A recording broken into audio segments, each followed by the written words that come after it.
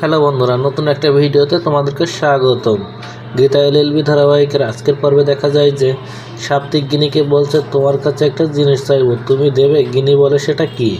সাপ্তিক বলে, ডিভোর্স। এটা শুনে গিনি অবাক হয়ে যায় আর বলে, আমি যে তোমাকে কতটা ভালোবাসতাম সেটা তুমি যদি বুঝতে তাহলে কোনোদিনও এই কথাটা বলতে না। আমি তোমাকে ডিভোর্স দিলে তুমি সুখে থাকবে আর আমি থাকতে সেটা কখনো হবে না। আমার সাথে তোমাকে জ্বলতে হবে, আর যাদের জন্য আমার এই অবস্থা তাদের কাউকে আমি সুখে থাকতে দেব না।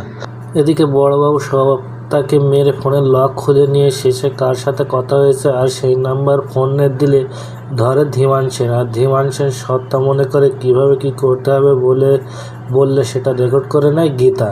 এদিকে ঠাম্মি ফোন দেয় গীতাকে আর বলে, তোর শ্বশুরের জন্মদিন, তুই একটু পায়েস রান্না করে পাঠিয়ে দে। অগ্নিজিৎ মায়ের কাছে জানতে এসেছে তার ওষুধ কোথায়, সেটা খুঁজে দেয় ব্রজওয়ালা। এদিকে গীতা আর পদ্ম মেঘ মিলে পায়েস রান্না করেছে আর বাড়ির সবাই অগ্নিজিৎকে সারপ্রাইজ দেবে বলে চোখ বেঁধে নিচে আনে আর তার জন্মদিনের সারপ্রাইজ দেখে চমকে ওঠে। এদিকে সকালে ধীমান সেন গীতাকে বলছে কত টাকা হলে সে সত্যাকে ছেড়ে দেবে। গীতা তখন সেই কল রেকর্ড শুনিয়ে দেয়। এটা শুনে ভজনকে বলে, গীতাকে উড়িয়ে দাও যদি কথা না শুনে। তো বন্ধুরা, কি ঘটতে চলেছে গল্পে এবার জানতে হলে আমাদের সাথেই থাকুন। ধন্যবাদ।